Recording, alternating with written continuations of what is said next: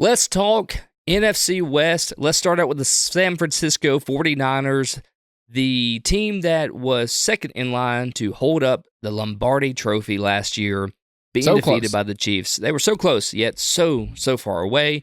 They opened up at 11.5. They finished 12-5 last season. I don't know. I don't know how to feel about the 49ers. I know that the roster's stacked. I know that they're the favorites to win the Super Bowl this year, according to the latest Vegas odds. Vegas loves them. I mean, yeah. They're on their hands and knees. Loves them every year. Yeah. Begging Brock Purdy to come on along and win that Super Bowl. The narrative of Brock Purdy that we talked about all season last year. And to your credit, really, Brock Purdy stepped up in some pretty big games that I didn't think he would be able to do. And I was not on the Brock Purdy train at all. So this season, is the narrative still, is Brock Purdy able to take this team all the way and actually hoist the Lombardi? The real answer that no one wants to hear about that narrative is never going away. He's stuck with it. Because when you're the last pick in the draft, it doesn't matter. Ryan, that narrative should be gone. Let's just take away even anything you've watched. Take away watching him on the field, okay?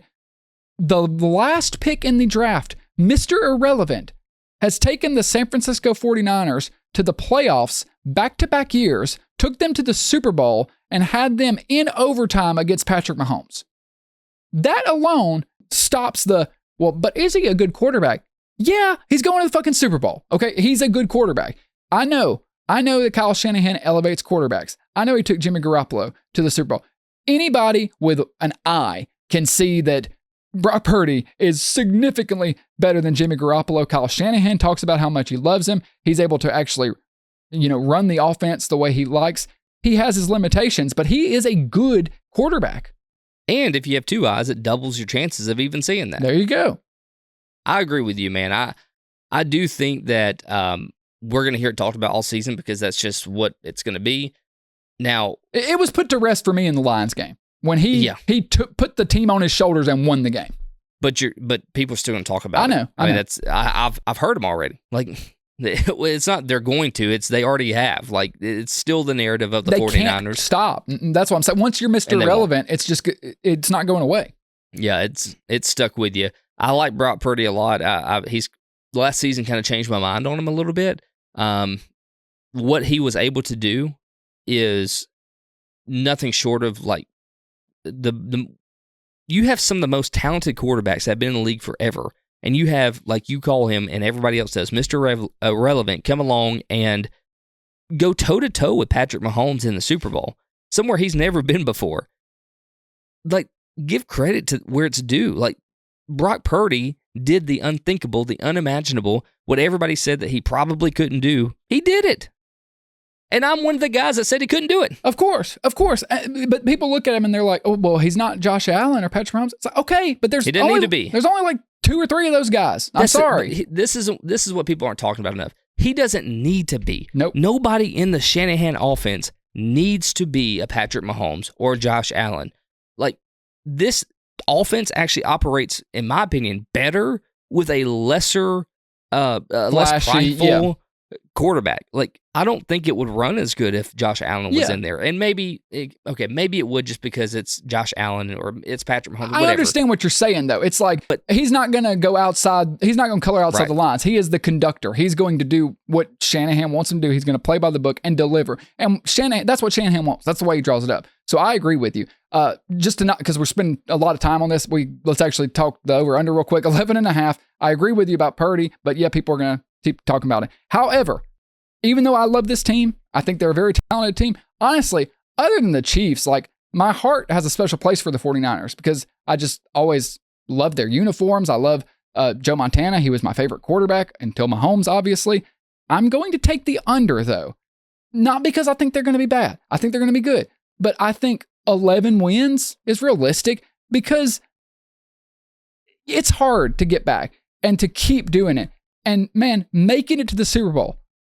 People forget how long the season is. Grinding through 17 games, the playoffs, all the injuries, everything you go through, all the ups and downs, and getting to the Super Bowl for the second time against the same team and losing in overtime when, maybe your coach made some mistakes, maybe you guys make some mistakes.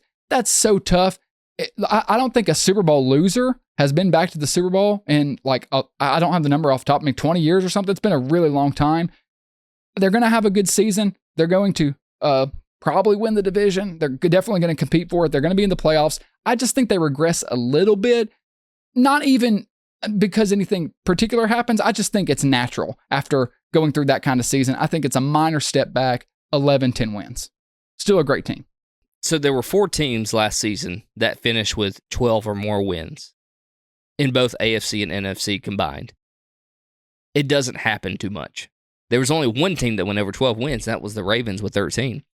So with that being said, statistically, percentage-wise, odds, you would take the under. I'm going to throw a curveball here. I'm going to go over because I think that the 49ers are my favorite to make it back to the Super Bowl. It's hard, again, to strike gold twice, but I think they have a really good shot at doing that. I've looked through all these teams in the NFC, and I still think they are the best team in the NFC. Surely enough, the best roster in the NFC. I agree completely. And I think that they haven't taken too many steps back this offseason. They've lost, Eric Armstead, I believe, and but they've kind of replaced him with a couple of other guys. So Leonard Floyd, Malik Collins. So I think they've kind of supplemented where they've lost some muscle, but I also think that this team has nothing to lose because they already made it as far as they did last season. So I think they're going to be playing with their heart in their sleeve this year. Give me the over. Again, not more than 12 wins, but 12 wins put me at the over. That's where I'm taking them.